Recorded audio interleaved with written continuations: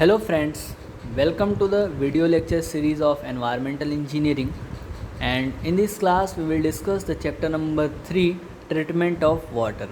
In previous video I have already discussed with you the chapter number 1, that is the introduction part of environmental engineering, and it is related with the population forecasting, basic concepts, water supply distribution system regarding. And in the second chapters we have discussed the regarding properties of water and qualities of the water. In this chapter we will discuss regarding the treatment of water. So we will discuss with detail question के साथ, answer के साथ और detail solution के साथ हम लोग water को कैसे ट्रीट करते हैं, वाटर ट्रीटमेंट प्रोसेस कैसे होता है और कौन कौन से मेथड्स अवेलेबल हैं वाटर ट्रीटमेंट. ध्यान रखिए, अभी हम लोग खाली वाटर के बारे में डिस्कस कर रहे हैं. वाटर के बाद हम लोग वेस्ट वाटर डिस्कस करेंगे. उसके बाद फिर हम लोग solid waste management, air pollution, noise pollution, पूरा सिलेबस हम लोग एक एक करके डिस्कस करेंगे. Okay, so let's move and let's start our classes. First question is given to you. Temporary hardness in the water is caused by the presence of. Temporary hardness जो है पानी के अंदर किसकी वजह से होता है? Bicarbonate of calcium and magnesium, sulphate of calcium and magnesium, chloride of calcium and magnesium, nitrate of calcium and magnesium. तो हमें पता है कैल्शियम और मैग्नीशियम का जो बाइकार्बोनेट पार्ट है उसकी वजह से हमें टेम्प्रोरी हार्डनेस देखने को मिलता है. Now what is temporary hardness? Let's discuss in detail. Temporary hardness और carbonate hardness caused by the presence of carbonate and bicarbonate of calcium and magnesium compound, sulfate, chloride and the nitrate of calcium and magnesium causes permanent hardness. Keep remember, here temporary hardness is due to carbonate and bicarbonate of calcium and magnesium. तो calcium और magnesium के carbonate और bicarbonate की वजह से temporary hardness होता है. Sulphate, chloride and the nitrate of calcium and magnesium causes permanent hardness and is also known as a non carbonate hardness. तो permanent hardness को हम लोग non carbonate hardness भी बोलते हैं, टेम्प्रोरी हार्डनेस को हम लोग कार्बोनेट हार्डनेस भी बोलते हैं. चलिए देखते हैं हार्डनेस की डेफिनेशन क्या है. The hardness is defined as a concentration of multivalent metallic ion in the solution. बहुत सारा आयंस यदि किसी सॉल्यूशन, केटायंस जो है किसी सॉल्यूशन के अंदर प्रेजेंट है तो उसको हम कह सकते हैं कि हार्डनेस इस वाटर के अंदर हार्डनेस बहुत ज़्यादा है.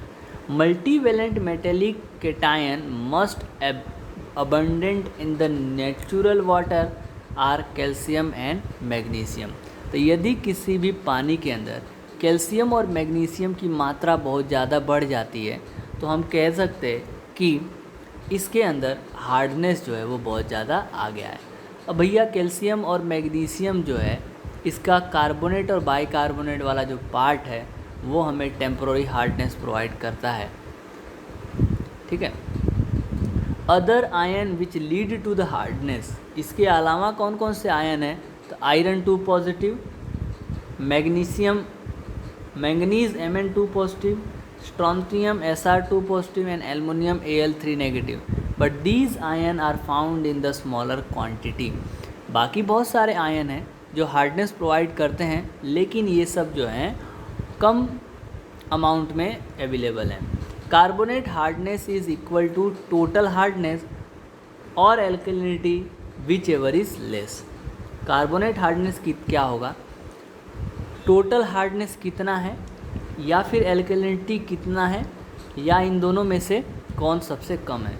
तो टोटल हार्डनेस और एल्कलिनिटी में से जो लेसर वैल्यू आएगी वो उसको हम डिफाइन करेंगे, that is the carbonate hardness. Non carbonate hardness और permanent hardness is equal to total hardness minus carbonate hardness. तो टोटल हार्डनेस में से कार्बोनेट हार्डनेस जो है माइनस कर देंगे that is defined as a non-carbonate hardness. Permissible limit of hardness in the drinking water is 200 mg per liter. ध्यान रखिएगा, hardness की परमिसिबल लिमिट जो है ड्रिंकिंग वाटर के अंदर 200 mg पर लीटर होना चाहिए. Temporary hardness is remove by the boiling और एडिंग द लाइम. यदि वाटर के अंदर टेम्पररी हार्डनेस है तो उसको हम लोग रिमूव कैसे करेंगे? तो उसको रिमूव कर सकते हैं बाय बॉइलिंग, मतलब गर्म करके, या फिर उसके अंदर लाइम ऐड करके हम रिमूव किया जा सकता है. Permanent hardness is remove by the lime soda process. So you have to remember the name of the process, that is lime soda process, which is used to remove the permanent hardness in the water, but this method can't make water of a zero hardness.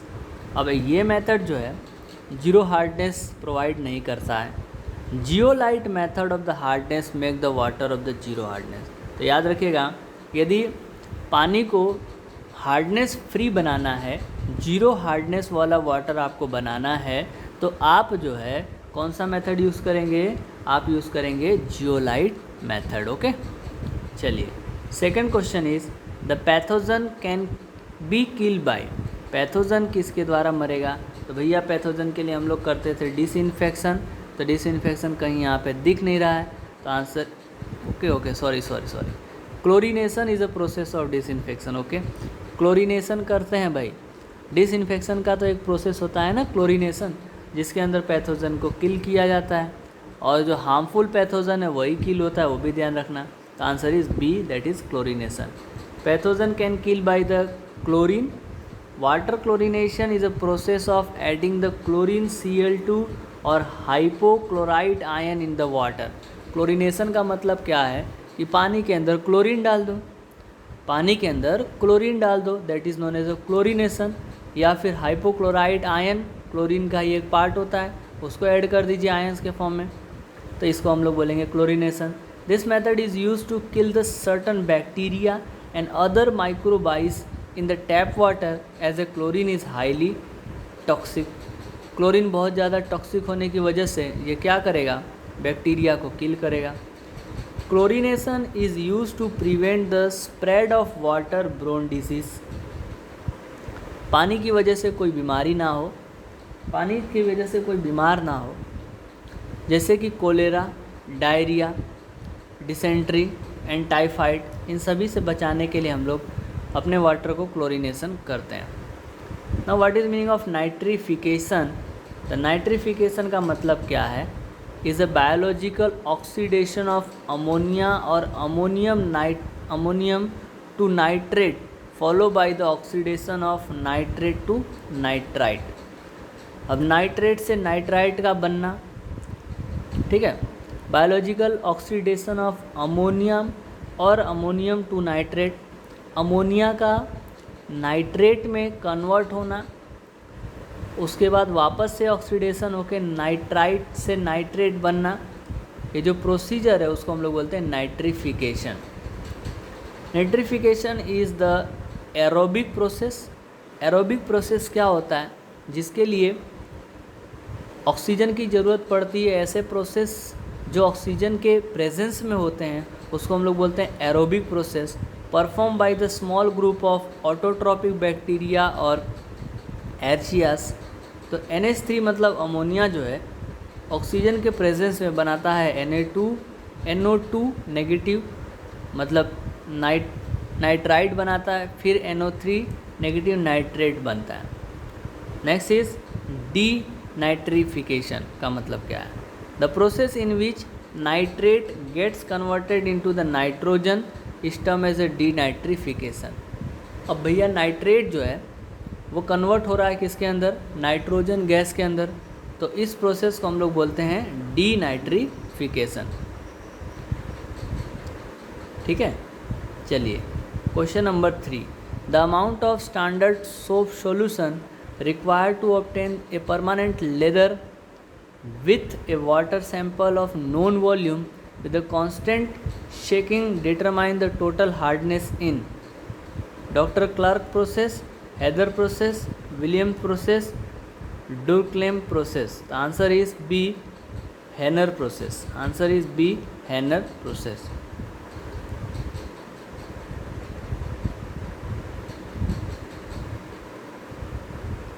There are the three methods determining the total hardness of water. अब पानी के अंदर total hardness निकालने के लिए हमारे पास 3 method है. सबसे पहला है क्लर्क मेथड. अब इस मेथड में क्या करेंगे?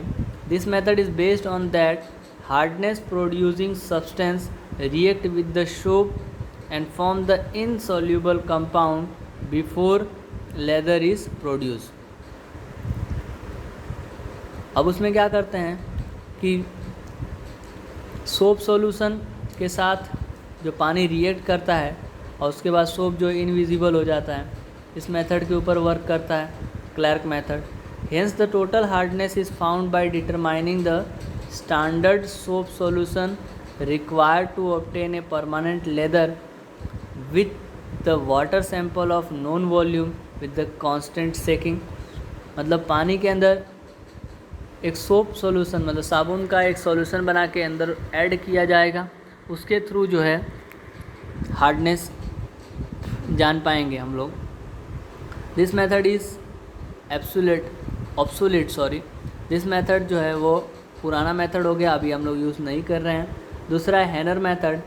तो इसमें क्या करेंगे? इन this method temporary hardness is determined bye titration. अब यहाँ पे टाइट्रेशन होगा, केमिकल प्रोसेस होगा with the standard solution of sulfuric acid using methyl orange as a indicator. तो हैनर मेथड में टेम्प्रोरी हार्डनेस को डिटरमाइन करने के लिए हम लोग टाइट्रेशन करते हैं. टाइट्रेशन के अंदर जो सॉल्यूशन होता है वो सल्फ्यूरिक एसिड होता है और जो इंडिकेटर यूज़ करते हैं वो मिथाइल ऑरेंज इंडिकेटर यूज़ किया जाता है. To determine permanent hardness standard sodium carbonate solution is added to the water sample and evaporated to the dryness. Permanent hardness जानने के लिए हम लोग स्टैंडर्ड सोडियम कार्बोनेट सॉल्यूशन का इस्तेमाल करते हैं. The amount of sodium carbonate in excess over that required to convert sulphate and chloride into the carbonate gives the permanent hardness. Versenate method क्या है? In this method the hardness is determined by the tetra acidic agent diethylene diamine tetra acidic acid EDTA. Okay, determined by the tetra acidic agent diethylene diamine tetra acidic EDTA का full form है ये. Using eriochrome black T indicator as a indicator that is pH is 8.5 to 11. तो वर्सेनेट method जो है वो एडिटा technique पर based है और यहाँ पे एरियोक्रोम ब्लैक टी इंडिकेटर का इस्तेमाल किया जाता है जिसकी जो pH होती है वो 8.5 to 11 होती है. Excessive hardness is objectionable because great deal of the soap is required for washing cloth etc. अब भैया इसके अंदर पानी के अंदर हार्डनेस ज़्यादा हो जाएगा तो वो सोप बनाएगा नहीं, ठीक है, फॉग बनाएगा नहीं, तो ज़्यादा साबुन की ज़रूरत पड़ेगी. ठीक है.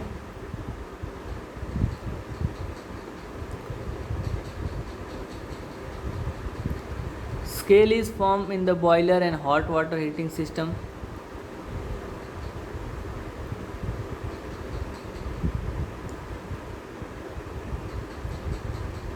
Excessive hardness is objectionable.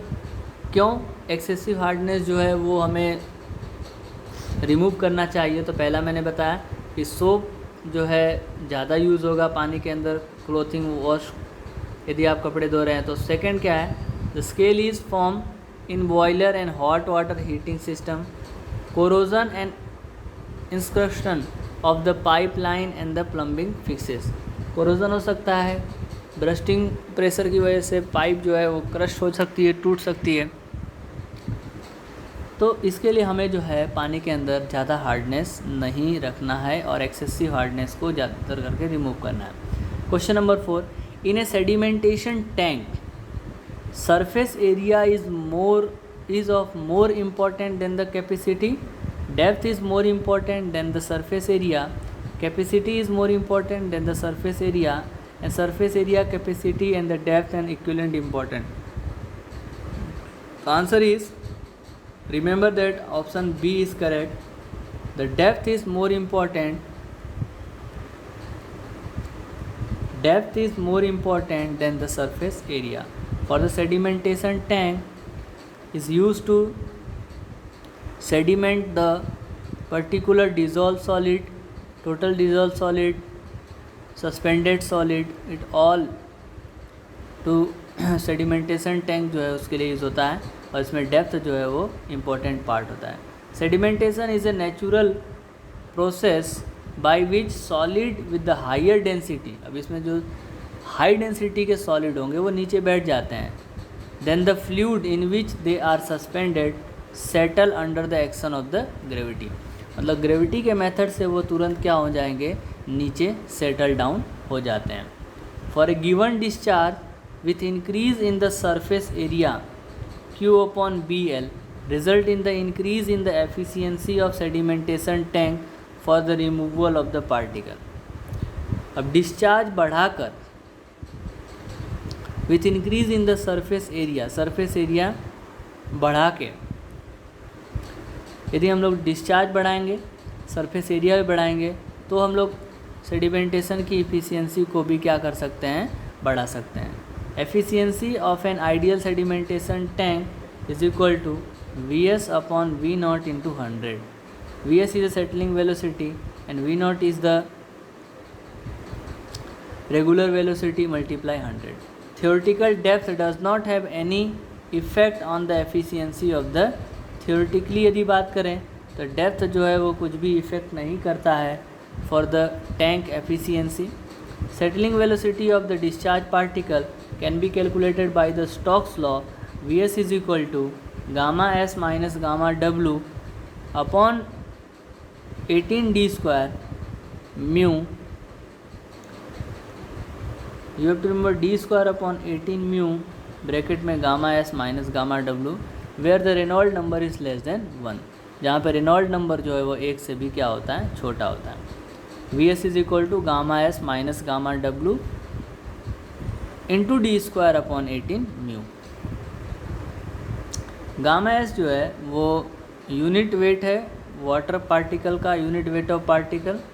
Gamma W is the unit weight of water. D is the size of the particle and mu is the dynamic viscosity and V S is the settling velocity of the particle. For the particle having settling velocity greater than और equal to the surface area flow rate, then the particle will completely get the remove. यदि particle की velocity ज़्यादा है और equal है surface overflow rate से, तो वो क्या करेगा, आसानी से पार्टिकल बाहर निकल सकता है. चलिए question number 5. Filter alum use as a coagulant is ferrous sulphate, chlorinated copperas, sodium aluminate या एल्यूमिनियम सल्फेट. तो फिल्टर एलम जो है that is the answer D, aluminium sulphate. Coagulation is defined as a process of adding the chemical in water to destabilize the surface charge of colloid particles so that the free contact between them can take place. अब coagulation क्या है, तो उसके अंदर water के अंदर जो हम लोग केमिकल ऐड करते हैं, और वो केमिकल क्या करता है कि जो डिज़ोल्व सॉलिड है, सस्पेंडेड सॉलिड्स है, उसको पार्टिकल्स को क्या करेगा, एक सबको कांटेक्ट में लेके आएगा और उसके मास को इंक्रीज़ कराएगा, जिससे वो सेटल डाउन हो जाते हैं. The various type of coagulant added are the listed below. बहुत सारे कोगुलेंट यूज़ करते हैं. सबसे पहला है एलम Al2SO4 थ्राइस और 18H2O that is aluminium sulphate. It is cheap and commonly use coagulant for the raw water supplier. Flocs forms are the stable. जो flocs formation होता है स्टेबल होगा. Normal dose 10 to 30 mg per litre add करते हैं. Effective pH range जो है वो 6.5 to 8.5 के लिए अवेलेबल है. It also reduce the colour, taste and order. Colour, taste और ऑर्डर को ये भी क्या करेगा, रिड्यूस कर देगा। दूसरा है क्यूप्रस और ferrous. It is commonly use for the treating sewage. Copperas और फेरस जो है वो ज़्यादातर सीवेज को ट्रीट करने के लिए यूज होता है। Flocs forms are very heavy and it work in the pH range of 8.5 and above. जब pH जो है 8.5 या उससे ज़्यादा होता है तो उसके लिए हम लोग कॉपरस और फेरस का इस्तेमाल करते हैं। नॉर्मल डोज जो है वो 10 से 30 mg/लीटर ऐड किया जाता है। Second is chlorinated copper. It is used for the water which is not color. It is effective in removing the color also. तो क्लोरीनेटेड कॉपर जो है वो कलर रिमूवल के लिए भी इस्तेमाल किया जाता है। It can work in the large pH range. जब pH की मात्रा बहुत ज़्यादा बढ़ जाती है तो हम लोग क्लोरीनेटेड कॉपर का इस्तेमाल करते हैं। They are effectively in the combination with the lime. यदि इसके साथ साथ लाइम भी ऐड करें तो और ज़्यादा इफ़ेक्टिव होता है। Sodium aluminate and Na2Al2O4। So it is costlier coagulant. Sodium aluminate जो थोड़ा महंगा है। It work in the pH range of 6 to 8.5। Sodium aluminate जो है जब पानी का जो pH है वो 6 से 8.5 के बीच में होगा तो उस समय वर्क कर सकता है ये। It is useful for the water which does not have the any require एल्केलिनिटी। अभी ऐसे पानी के लिए यूज़ होगा जिसके अंदर किसी एल्केलिनिटी की ज़रूरत नहीं पड़ती हो। Beside coagulation it also reduce the hardness. So you have to remember coagulation के साथ साथ हार्डनेस भी रिमूव करता है अपना sodium aluminate. Next is break point. In the break point chlorination curve is a point for which residual chlorine for an applied dose of the chlorine is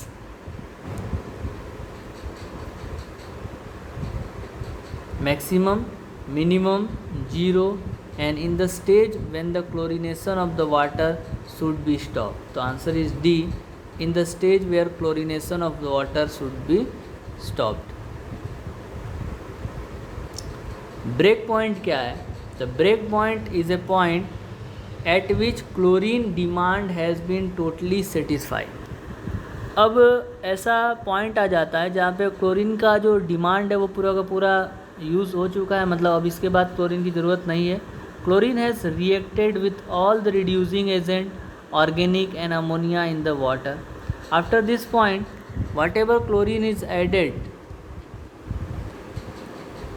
breaks the free form it and appears as a residual Cl2 chlorine and hence this point is referred as a break point. अब एक ऐसा point जहाँ पे totally chlorine का use हो चुका है, अब क्लोरीन की ज़रूरत नहीं है उस पानी के अंदर, यदि फिर भी हमने क्लोरीन को ऐड किया है तो वो एज ए रेसिडुअल क्लोरीन के फॉर्म में बच जाती है और इसी पॉइंट को हम लोग बोलते हैं break point. The amount of chlorine required to reach up to this point is refer as a break point dose. अब ब्रेक पॉइंट तक पहुंचने के लिए जितने क्लोरीन की ज़रूरत पड़ती है उसको ब्रेक पॉइंट डोज बोल रहे हैं। Theoretically no chlorine is require to added beyond the break point but particularly practically it is added to ensure that the residual chlorine of 0.2 mg/liter at the contact period of 10 minutes। यदि बात करें तो theoretically तो break point के beyond कोई भी chlorine की ज़रूरत नहीं पड़ती है, लेकिन प्रैक्टिकली हम लोग 0.2 mg/liter जितना जो है रेसिडुअल क्लोरीन इंश्योर करते हैं 10 मिनट के लिए और चेक करते हैं। आप ये पूरा का पूरा क्लोरीनेटेड एडेड ppm का ग्राफ जो है वो देख सकते हैं और स्क्रीनशॉट लेना है तो स्क्रीनशॉट ले सकते हैं। ये जो ग्राफ प्लॉट किया गया है वो क्लोरीन रेसिडुअल और क्लोरीन एडेड के फॉर्म में किया गया है। Now next is EDTA is use for determine the. EDTA का किसका काम होता है? Hardness of the water. अभी हमने पढ़ा EDTA is use to measure the hardness of water. Hardness के बारे में हमने पढ़ लिया है कि ये मल्टीवेट केटायंस की वजह से होता है और कैल्शियम और मैग्नीशियम के कार्बोनेट और बाइकार्बोनेट के कारण होता है। ठीक है, चलिए, amount of calcium positive and magnesium positive in water is determined by the titration with versatile solution of EDTA. अब एक और चीज़ ध्यान रखिए कि in this method water is titrated with ethylene diamine tetraacetic acid EDTA using the eriochrome black T indicator. तो इसमें एडेटा technique use होता है, बट इंडिकेटर पूछेगा तो आपको बताना है eriochrome black T. EBT forms the red colour and the titration change the colour to the blue और black. Turbidity is a measure of extent to which light is earlier absorbed or scattered by suspended material in the water। यदि पानी के अंदर कुछ suspended material है तो वहाँ से जो तुम लाइट पास कराओगे वो लाइट एब्जॉर्ब हो रही है कि पास हो जा रही है, उसके बेसिस पे हम लोग टर्बिडिटी मेज़र करते हैं। It is a not direct quantitative measure of the suspended solid. Suspended solid मतलब हम डायरेक्टली सॉलिड को मेजर नहीं कर सकते हैं। pH is measure by using the potentiometer technique. Acceptable limit 7 से 8.5 के बीच में होता है। यदि 6.5 से कम हुआ तो रिजेक्ट, 9.2 से ज़्यादा हुआ तो भी reject. Okay, now next is question number 8। Total solid in the water are due to the presence of. Total solid किसके कारण से होता है? The suspended solid and the dissolve solid. Option C. Okay, total solid में suspended solid और dissolve solid दोनों का समावेश होता है। Total solid in the water are the summation of suspended solid and the dissolve solid. Total solid जो है वो सस्पेंडेड सॉलिड और डिजॉल्व सॉलिड दोनों का समेशन होता है।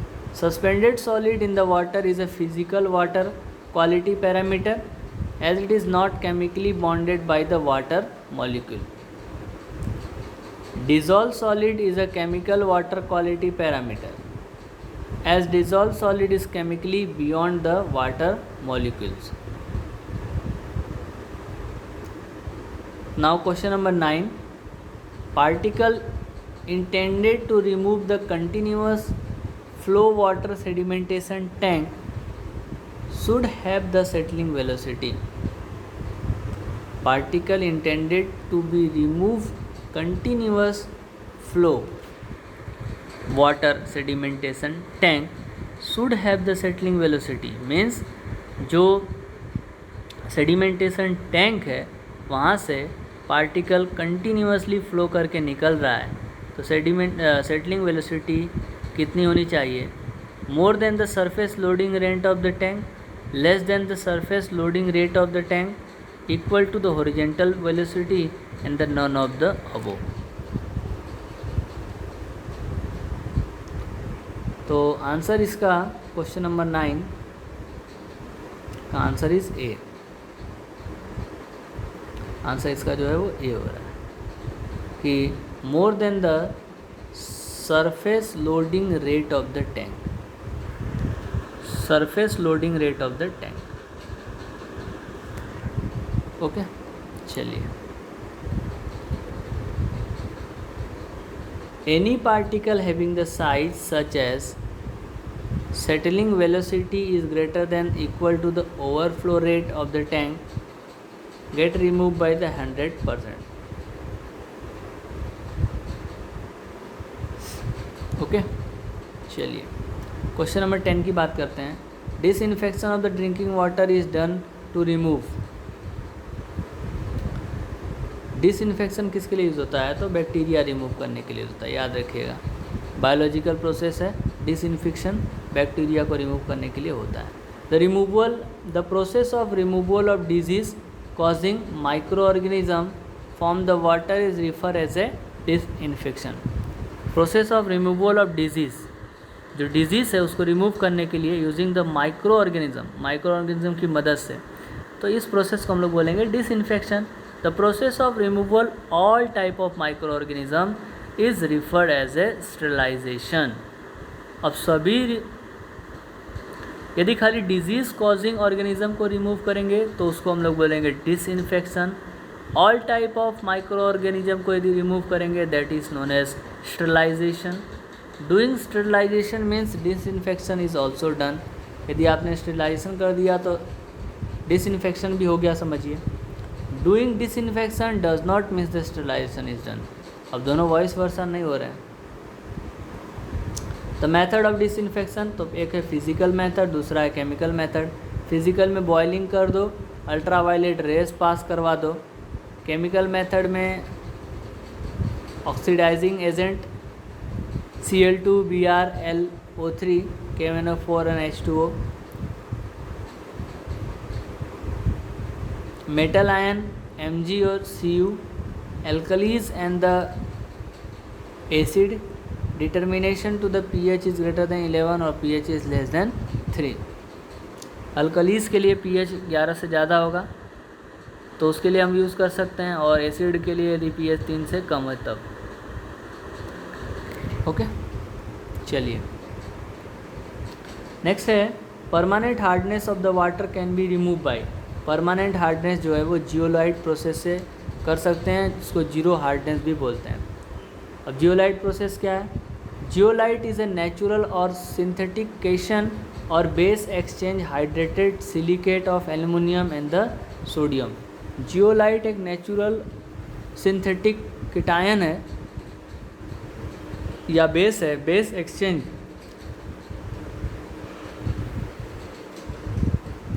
hydrated silicate of aluminum and sodium. When the hard water is passed through the sodium zeolite bed, जब sodium zeolite bed से हार्ड वाटर पास होता है, it exchange its univalent sodium cation with multivalent cation using hardness in the water.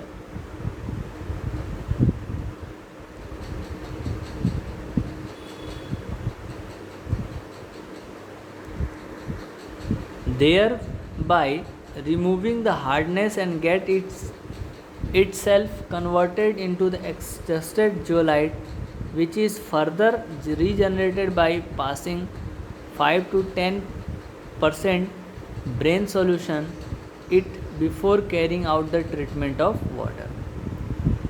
This process gives zero hardness of water. याद रखिएगा zeolite से zero hardness मिलता है and does not form the sludge while removing the hardness.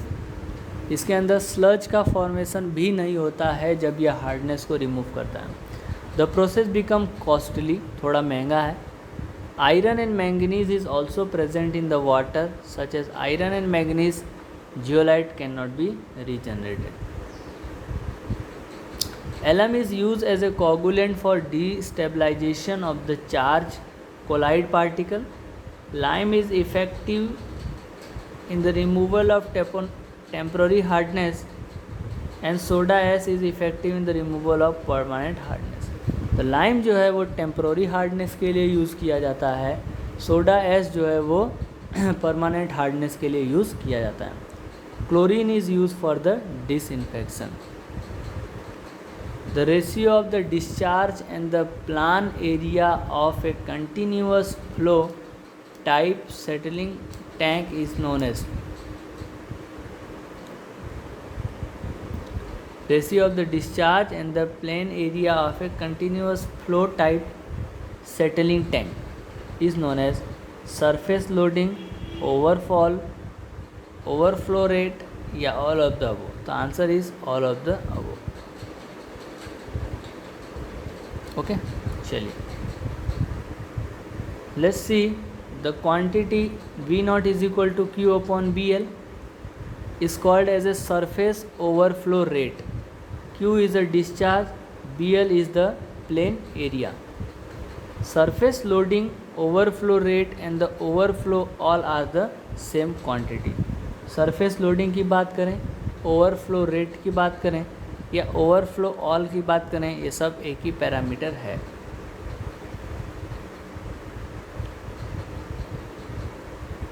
Question number 13. Alum added as a coagulant in the water treatment function better when the raw water is.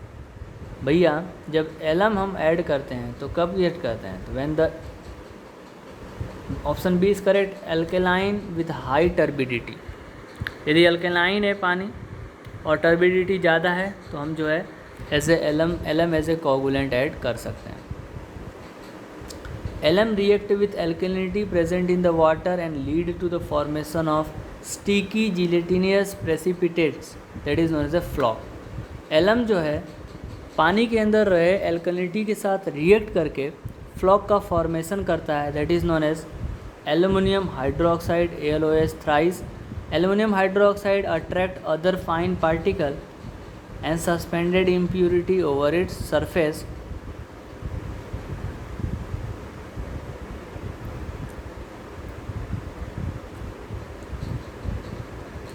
and thus they grow in the size and they get easily settled in the secondary sedimentation tank. Al twice SO4 thrice 18H2O।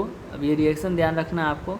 The above process also tend to add the permanent hardness CaSO4 and acidity CO twice in the water lead to the corrosion. Effective in the pH range is 6.5 to 8.5। यदि पानी का pH जो है 6.5 से 8.5 के बीच में रहेगा तो ये मेथड जो है वो इफ़ेक्टिव है। नॉर्मल डोज जो है वो 10 से 30 जो है ऐड करते हैं mg/L। Question number 14, ozonation in the drinking water help to remove. Ozonation पानी के अंदर जो प्रोसेस होती है वो माइक्रो ऑर्गेनिज़म को रिमूव करने के लिए हेल्पफुल होता है। ठीक है, नाउ यहाँ पे O3 converted into O2 plus O that is a nascent oxygen. तो nascent oxygen is a powerful oxidising agent and it remove the organic matter as well as bacteria from the water. तो ये जो नेक्सेंट oxygen है वो एक powerful oxidising agent होता है और इट इज़ रिमूव, क्या रिमूव करेगा, ऑर्गेनिक मैटर और बैक्टीरिया दोनों को रिमूव कर सकता है। Ozone is unstable, hence nothing remains in the water by the time it reaches the distribution system, hence does not ensure the safety against the future contamination. Hardness of the water is caused by the presence of the following in the water। किसकी वजह से होगा भाई? Hardness जो है वो calcium और magnesium की वजह से होता है। ध्यान रखना है, कैल्शियम और मैग्नीशियम की वजह से क्या होता है? हार्डनेस होता है। अब हार्डनेस क्या है? Hardness is defined as a concentration of already हमने डिस्कस कर लिया है कि कैल्शियम और मैग्नीशियम की जो मल्टीवेलेंट कंपाउंड प्रेजेंट होते हैं उसकी वजह से हमें हार्डनेस दिखाई देता है। टेम्प्रोरी हार्डनेस और कार्बोनेट हार्डनेस जो है वो किसकी वजह से होगा? तो कैल्शियम और मैग्नीशियम, कार्बोनेट और बाइकार्बोनेट ऑफ कैल्शियम और मैग्नीशियम की वजह से टेम्प्रोरी हार्डनेस होगा और सल्फेट, क्लोराइड और नाइट्रेट इनकी वजह से परमानेंट हार्डनेस होगा। It is also known as a non carbonate hardness. तो टेम्पोररी हार्डनेस को कार्बोनेट हार्डनेस बोलते हैं, नॉन कार्बोनेट हार्डनेस जो है that is known as a permanent hardness. Okay, चलिए क्वेश्चन नंबर 16 की तरफ बढ़ते हैं। Which of the following sequence is the most suitable for the treating raw water, surface water to make it is suitable for the drinking process। पहले screening करेंगे, filtering करेंगे, sedimentation करेंगे, disinfection करेंगे। तो हमें पता है कि सबसे लास्ट प्रोसेस होता है डिसइंफेक्शन। तो ऑप्शन बी और सी तो ऐसे ही चला जाएगा। तो answer is D, first is screening. पहले हम करेंगे स्क्रीनिंग, उसके बाद करेंगे सेडिमेंटेशन, इसके बाद फिल्ट्रेशन, बाद में डिसइंफेक्शन। ऑप्शन डी जो है आपका बिल्कुल सही हो जाएगा। Unit operation in the water treatment include in the sequence. अब देख लीजिए यूनिट ऑपरेशन क्या है। सबसे पहले स्क्रीनिंग है, बाद में एरेशन है, फिर फ्लोक्यूलेशन है, फिर सेडिमेंटेशन है, फिर फिल्ट्रेशन है, डिसइंफेक्शन है, सॉफ्टनिंग है, और डीफेरिजेशन है।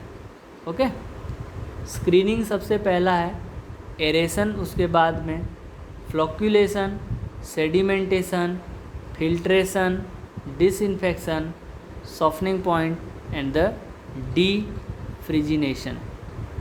अब डीफ्लोरिडेशन क्या होता है?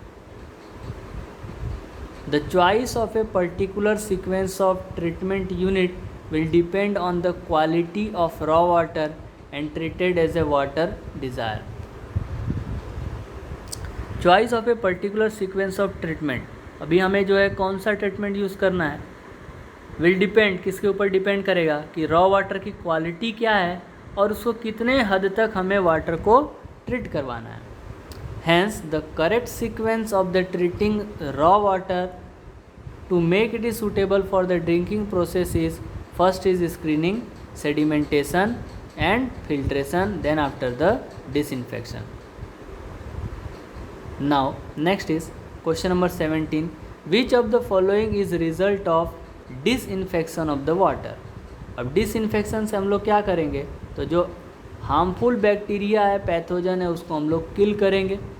ठीक है, जो डिजीज़ कॉजिंग होंगी वही मरेंगी, डिजीज़ कॉजिंग बैक्टीरिया जो है किल करेंगे, that is known as disinfection process.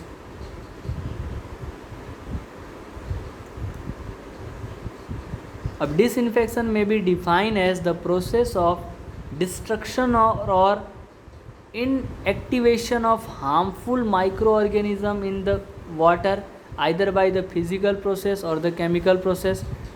तो डिसइंफेक्शन के लिए फिजिकली दो प्रोसेस है, एक होगा भाई बॉइलिंग करके हम लोग निकाल सकते हैं, दूसरा है अल्ट्रावायलेट रेज का इस्तेमाल करते हैं। केमिकल में ऑक्सीडाइजिंग एजेंट, क्लोरीनेशन करते हैं, ब्रोमिनेशन करते हैं, आयोडाइजेशन करते हैं, ऑक्सीजनेशन करते हैं, KMnO4 H2O2 यूज़ करेंगे, मेटल आयन जो है AgC यूज़ करेंगे, एल्कलीज एंड एसिड का इस्तेमाल करते हैं, determination to the bacteria.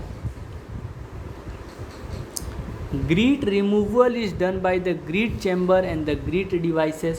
Turbidity is reduced by the sedimentation and the filtration. Question number 18. Which of the following process include chlorination of the water above the break point? The answer is super chlorination। ठीक है, break point के बाद का जो chlorination होता है उसको हम लोग बोलेंगे सुपर क्लोरीनेशन। सुपर क्लोरीनेशन क्या है? When excess chlorine 5 to 15 mg per liter is added in the water during epidemic such that grit gives the residual of 1 to 2 mg per liter beyond the break point is called as a super chlorination। जब हमारे पास भैया chlorination करने के बाद यदि हमारे 5 से 15 mg per litre chlorine जो है बच जाती है और उसके बाद रेसिडुअल में फिर से 1 to 2 mg per litre chlorine बचता है, तो उस पॉइंट को हम लोग बोलते हैं ब्रेक पॉइंट, और इस समय जो क्लोरीनेशन करने की ज़रूरत पड़ती है that is known as a super chlorination. Plain chlorination क्या है? Only chlorination and the no other treatment is given to the water. Plain chlorination में खाली क्लोरीनेशन होगा और इसमें कोई भी ट्रीटमेंट की ज़रूरत नहीं पड़ती है। It remove the bacteria, organic matter and the colour. Bacteria, organic matter और कलर को रिमूव करेगा। It is use for the clean water, turbidity between 20 to 30 mg per litre. Plane chlorination जो है वो क्या क्या रिमूव कर सकता है? तो बैक्टीरिया रिमूव करेगा, ऑर्गेनिक मैटर रिमूव करेगा और कलर रिमूव करेगा। और it use for the clean water that is जिसमें टर्बिडिटी 20 से 30 mg पर लीटर अवेलेबल है, उसके लिए प्लेन क्लोरीनेशन का इस्तेमाल किया जाएगा। अब इसमें जो डोज है वो 0.5 mg पर लीटर हमें ऐड करना पड़ता है। ठीक है, आगे बढ़ते हैं, that is the pre chlorination. तो what is pre chlorination? In this case chlorine is added before filtration. Filtration से पहले इसमें अंदर हम लोग क्लोरीनेशन ऐड करेंगे।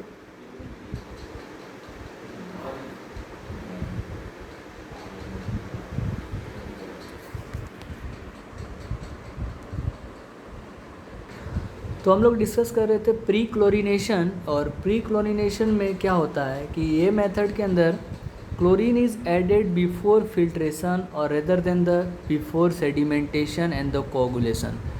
तो जो फिल्ट्रेशन, सेडिमेंटेशन या कोगुलेशन से पहले जो क्लोरीन हम लोग ऐड करते हैं, that is known as a prechlorination process, and it is employ when the concentration of pathogenic bacteria, organism and organic matter is large.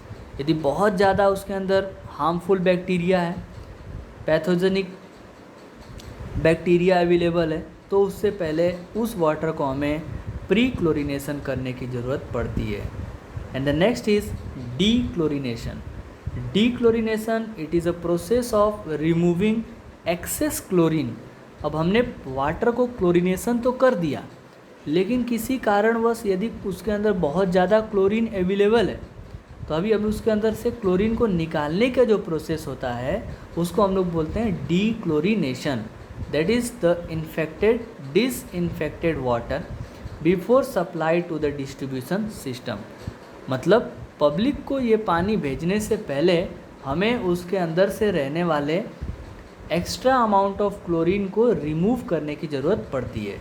तो dechlorination is perform because excess, यदि उसके अंदर 0.2 mg per litre chlorine available है, can form deposit on the internal edge of industrial equipment, causes health issue और lead to the corrosion. यदि chlorine जो है, access chlorine यदि available रह गया तो क्या कर सकता है, तो हेल्थ का प्रॉब्लम क्रिएट कर सकता है, और excess chlorine can causes the corrosion problem also. तो उसकी वजह से कोरोजन भी लग सकता है। नाउ एक्सेस क्लोरीनेशन, अब आपने एक्सेस क्लोरीनेशन कर दिया, the term has a no physical significance whenever excess chlorine 5 to 15 mg per liter is added in the water during the water, that is known as a super chlorination। यदि आप 5 से 15 mg per litre ज़्यादा chlorination कर दिए हो तो उसको हम लोग बोलेंगे super chlorination. Next is question number 19। What is the surface area metre square of a settling tank use for design discharge of 1.5 metre cube per second, assume depth overflow rate for the tank are 40 metre cube per metre square per day. Surface area पूछा है metre square के अंदर, discharge हमें दिया है 1.5 metre cube per second, और settle rate of overflow rate जो है वो हमें दिया है 40 metre cube per metre square per day. तो डिस्चार्ज हमें क्यू दे दिया है 1.5 metre cube per second, overflow rate जो है वो हमें दे दिया है 40 metre cube per metre square per day. तो overflow rate is equal to discharge upon surface area of the tank. सो आप यहाँ पे कैलकुलेट आसानी से कर सकते हैं। Surface area of the tank is equal to 1.5 metre cube हमें डिस्चार्ज दिया है, 40 metre cube per metre square per day हमें जो है ओवरफ्लो रेट दिया हुआ है। अब डे को आप कन्वर्ट कर दीजिए सेकेंड के अंदर एंड कैलकुलेट कर लीजिए, answer will be 3240 metre cube जो है, मीटर स्क्वायर जो है वो आपका आंसर बन जाएगा। Next is question number 20। Which one of the following is the most important parameter for the removal of discrete particle in the design of the continuous flow rectangular sedimentation tank? तो हमने अभी discuss किया कि depth की जो criteria है, depth जो है वो डिस्क्रीट सेटलिंग के लिए बात करेंगे। डिस्क्रीट सेटलिंग की बात करेंगे तो इसके अंदर overflow rate, surface overflow rate जितना अच्छा होगा, जितना ज़्यादा होगा, उतना ही डिस्क्रीट पार्टिकल्स रिमूवल पॉसिबल है। ओके, चलिए डिस्क्रीट पार्टिकल के बारे में थोड़ा जानकारी लेते हैं। डिस्क्रीट पार्टिकल क्या होता है?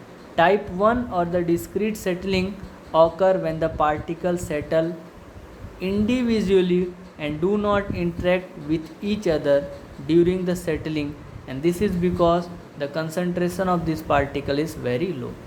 ऐसा पार्टिकल जिनका कंसंट्रेशन बहुत ही कम है और वो अलग अलग सेटल होते हैं, उन पार्टिकल को डिस्क्रीट पार्टिकल बोलते हैं और उनकी सेटलिंग को हम लोग डिस्क्रीट सेटलिंग बोलते हैं। The analysis of sedimentation tank is done to find out the theoretical settling velocity of a concerned size of the particle which enter the top and just touches the bottom of the tank at the outlet.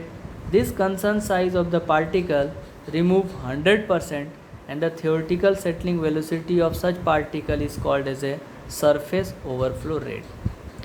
जब भी हम लोग sedimentation tank की analysis करते हैं और theoretical settling velocity हम लोग जब कैलकुलेट करते हैं तो किसी भी कंसर्न पार्टिकल्स को टॉप से बॉटम तक सेटल करवाने के लिए जितना और उसको 100% रिमूव करवाने के लिए जो वेलोसिटी की ज़रूरत पड़ती है, उस वेलोसिटी के अकॉर्डिंग जो फ्लो होता है that is known as surface overflow rate. Now you can see in the diagram that is the concerned size of the particles. So velocity is v1, velocity is v0 और यहाँ पे initial velocity बोल दो, ये final velocity बोल दो. ये settling zone है, ये स्लज जोन है जहाँ पे पूरा कचरा जो है सेटल होके बैठ गया है. लेंथ ऑफ द टैंक है, this is the height of the tank. Detention time की बात करें तो डिटेंशन टाइम जो है वो L अपॉन वी एफ होगा या H अपॉन वी नॉट होगा. V F is a final velocity और flow velocity. Q upon B H होगा, डिस्चार्ज अपॉन एरिया होता है. सरफेस ओवरफ्लो रेट जो है Q अपॉन बी एल से हम लोग दिखाते हैं. The particle having size greater than the particle for which settling velocity is equal to the surface overflow rate that is a 100% removal. Okay, 100% particle having settling velocity that is Vs, so Vs dash is less than Vs, so you can see 100% removal तभी possible हो पाएगा. Okay, now the question number 21, what is the rate of filtration in a slow sand filter used for the water purification. Slow sand filter के लिए, water purification के लिए rate of filtration कितना होता है स्लो सैंड फिल्टर के लिए. तो स्लो सैंड फिल्टर के लिए water option B is a correct. 100 to 200 litre per hour per metre square. Slow sand filter के लिए जो है water purification 100 to 200 litre per hour per metre square जो है हम लोग लेते हैं. ठीक है.